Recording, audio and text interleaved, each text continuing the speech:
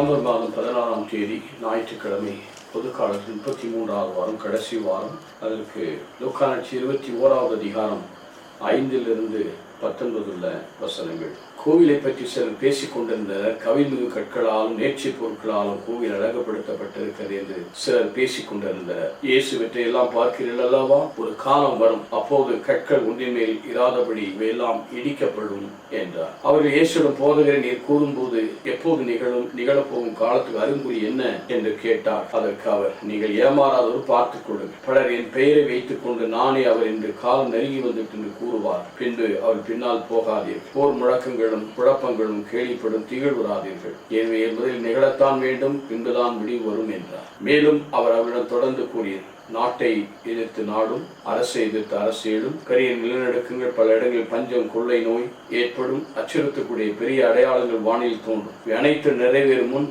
உங்களை பிடித்து துன்புறுத்துவார். தொழுகை கூடங்கள் உங்களை கொண்டு செல்வார், சிறையில் அடைப்பார்.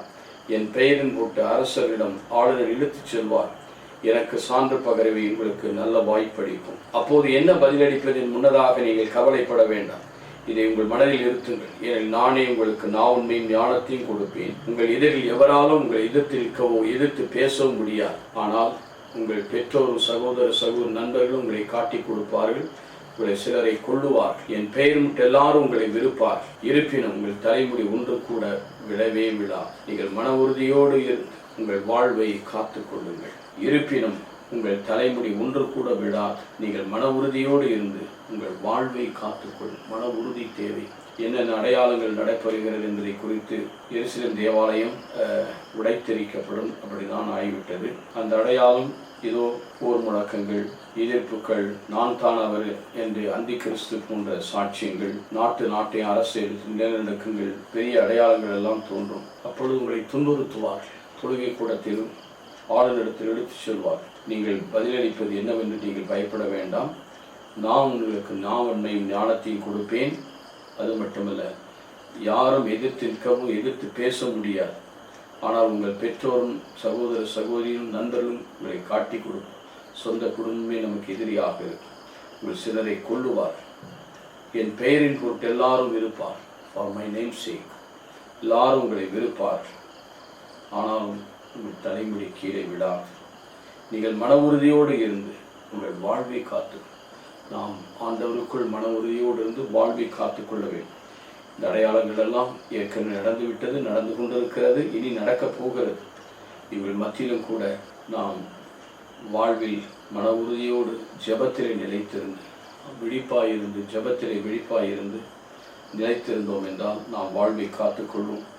எந்த ஒரு சூழ்நிலையிலும் ஆண்டவர் நமக்கு துணையாயிருந்து நாம் என்ன சொல்ல வேண்டும், என்ன செய்ய வேண்டும் என்பதை அவர் கற்பிப்பார். இதன் வழியாக நம் வாழ்வு நிறைவுக்குள் வழி நடத்தப்படும். எனக்கு அருமையான சகோதர சகோதரிகளே, இதோ ஆண்டவருடைய காலம் நெருங்கி வந்துவிட்டது. பல குழப்பங்கள், சோர்வுகள் எல்லாம் நம் மத்தியிலே நாம் காண்கிறோம். ஆனால் என்ன சொல்வது, என்ன பேசுவது என்று நாம் கவலைப்படத்தில் அவருக்கு நமக்கு உண்மை கொடுக்கிறார். யாரும் நம்ம எதிர்த்து போராட முடியாது. நம் குடும்பமே நமக்கு எதிரியாக இருந்தாலும் கடவுள் நமக்கு என்றும் துணையாயிருந்து அவருடைய பெயர் நிமித்தம் நம்மை புறக்கணிப்பார்கள், நம்மை தள்ளிவிடுவார்கள்.